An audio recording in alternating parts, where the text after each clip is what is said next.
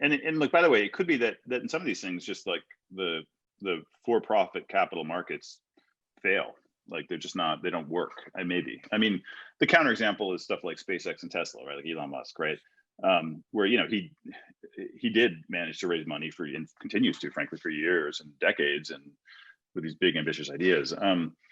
I think, you know, and by the way, a lot of the stuff I was talking about before, like the crypto and software, like those things aren't that capital intensive. So you can have people just sort of do it on the weekend. So you could argue there's sort of this other category, which is really long-term stuff that is capital intensive, like space elevators, that's not properly funded today. And some people argue that that's where government should come in, or universities and others. And I do think I am kind of sympathetic to that view that, look, I think generally people overstate the short-termism of venture capital. You know, like, like it's actually a very patient asset class in my experience.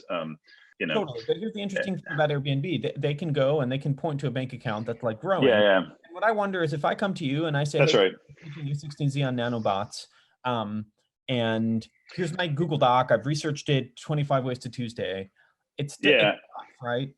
I think you have to do it more like project financing. So like the way that people build, you know, they build oil wells, and so what they do is they have, you know, they have a very advanced and sophisticated kind of methodology for assessing the various sort of technical and operational milestones, right? And so like, you know, and so sort of basically it's tranche. So you do some big, you know, I think big companies are pretty good at this, you know, with like, you know, the PlayStation 5, I don't know how much that cost, but I'm sure it's billions.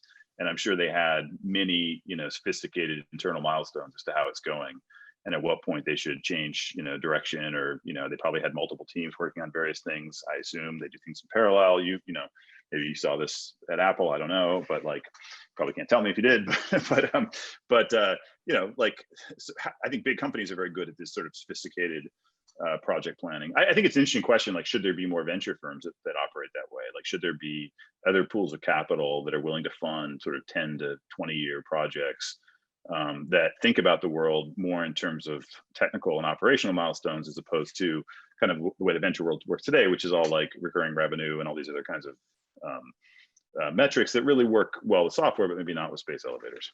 Yeah, I mean, I think the tricky thing is, at least from, I guess, what we've seen, that I'd be curious to get your take on is, you know, person basically says, maybe they managed to raise, let's go with the nanobots. So they managed to raise $20,000 to like do some random to expect, and then they come back to you and they say, look, I blew it all. Here's some like nice renders of stuff. And you're like, well, I'm not a nanobot expert. I don't understand really. And then they say, well, I now need $5 million to go to the next step. And I don't think there's a normal venture firm in Silicon Valley that would fund that right now. The counter argument, like Luminar, you know, Luminar is a LiDAR company, right? They just went public through a SPAC, and I think have, you know, raised hundreds of millions of dollars. So, you know, I mean, I think I generally agree though. I mean, like, or like Boom, you know, they're building supersonic jets, right? I mean, there are a bunch of these examples. I think, you know, the founders of those projects have to be kind of larger than life, and you know, like Elon Musk style, to go and manage to kind of raise that much money. But it's a good question. I think I'm sympathetic to the argument that maybe, like, you know, there's too much kind of short-term investing and too much stuff on software. And one realization I had yesterday watching the giant explosion that was Starship, the most celebrated failure of all time, is, you know, you kind of mentioned maybe two axes and maybe there's a third. So, you know, you mentioned whether there's like revenue in the short term. You mentioned whether it's capital intensive or not. But then there's a third one that I think is quite interesting, which is how visual the product development is.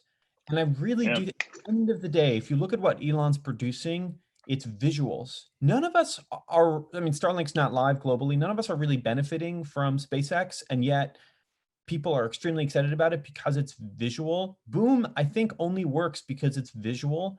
I actually think you would really struggle to make a nanobot company because it's not visual, yet a space elevator is. So, you know, in my opinion, like that's the real loser, something that's capital intensive. And this is where I think like a lot of, you know, synthetic material biotech stuff really loses, is it's capital intensive. There's nothing to look at. There's nothing to tweet, nothing to get excited about. and there's no short-term, This progress. is the, I mean, I think this is the, like, it's somebody like you sometimes call it the World's Fair model, like this Tesla coils and, Right. space rockets and Martian colonies and like, and so people kind of, I think people, if you go back and read like the Founders Fund manifesto, we asked for flying cars when we got Twitter, like all the things they kind of talk about are these World's Fair things, like Tony Stark, like, right, it's like rocket ships, and they don't talk about like nanobots and vaccines and I don't know, things that, like you said, there is a bias towards the sort of the spectacle, right? And so then the question is sort of the things that don't create the spectacle, that are capital intensive. How do you fund those? Yeah, I mean, or even things that create the spectacle. I've been pretty disappointed just in terms of man's ability to manipulate nature and just like command energy. I mean, we're not a Kardashev, I think, type 1 civilization yet. And it seems like what I really wonder is 50 years from now, 100 years from now, will we kind of look back on this era and be like, well, we were really good with atoms. We were doing nuclear, reactors and space. And then we took a detour through all this like iPhone stuff. Imagine an alien Yeah, civilization for a moment that is still using radio transistors but can like fly, yeah, wherever they want to, WX or WS, AD, and they just can command nature to do whatever they want.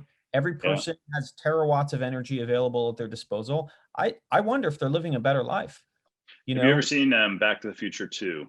So it's Yeah, the one where he goes to the future, and I think what's striking about that movie now, it takes place like 2018 or something. So now, what's striking about it, it was made, I don't know what, 30 years ago or something. What's striking about it is they have flying cars, they have, he's got a hover skateboard, and they have no smartphones. Like yeah. they just completely missed, right? And by the way, I was at the dentist recently, and they had Friends on, the TV show, which I hadn't seen in decades or whatever. And it was striking. I think it's from the 90s, right? It's striking is it looks exactly like today. Yeah. Like the world has not changed, right? Except for one giant thing, which is smartphones, and like all the plot devices revolve around like the two people not communicating in a way that would never happen today because they would just text each other. Yeah. But it's just striking how in 20 years, to your point, like all these predictions were, this futuristic world, Blade Runner, Back to the Future 2, flying cars, Jetsons, yeah. and all this innovation along the physical axis, right? And we had none of it. Nothing's changed. Like literally, like I think you could put like with the exception of a few buildings or something, like you could, We've it's slowed in down. the modern world is indistinguishable, right? I mean, Peter Thiel talks about this is not a, Yeah, this the is room a hasn't common, changed. but it is striking. It is, and just how good the phones are and the software. Like it's just we've had an incredible run on that. Like it would be mind blowing to somebody in the 90s to say that we have this, we have the supercomputer, internet connected supercomputer, all of the world's knowledge. Marc Andreessen always likes to say, of course you're staring at your smartphone because like it's all the, you have it's Yes. like a super communicator device with all the world's knowledge and all the human beings on the earth. Why? Yes. What else is possibly more interesting that's in Yes. your physical room than this phone? Sultans, kings, and emperors would have murdered nations for a Oh product yeah, like. yeah. So, I mean, it is on the one hand, it is a miracle, and the fact that it's accessible to most people on Earth. You can get an Android phone for $15 or whatever now. It is so. Let's not discount that the importance of software and smartphones. But you're right. Like, how do we get that same kind of level of innovation everywhere else? It's a big question. And there's different answers. There's the capital markets is one we're discussing here. There's regulatory questions. Like there's an argument that a lot of things have just been banned. You can't do a lot of things, that there's cultural questions, it's just there's all this sort of pushback now, and anytime there's new tech. Although you could argue there always has been, but you go on Netflix and there's all these shows about like how terrible tech is. The newspaper's full of how terrible tech is. Yeah. And are we creating the right cultural kind of forces, and I don't know, for people that they want to go, they grow up somewhere, and they my goal in life is to go build space elevators, right? Like are we creating people like that? So on that front, I mean, it's a question I've pondered. I'm sure you've pondered for quite some time. If at the end of the day everything is upstream of culture, and it's really Netflix is driving the software that is powering the humans, should we all just quit and be directing movies? Well, that's like, I think that's another Peter Thiel argument, right? Which is I think it's his argument, there's no positive science fiction, like it's all dystopian. And I think you could argue maybe that's just because it's a better story. Like no one wants to watch a story of like It all works everything's out. great. We just sit around, it's all great. But I think like The Martian comes to mind as a movie where I think it was a very positive science movie, and I think it was a good movie too.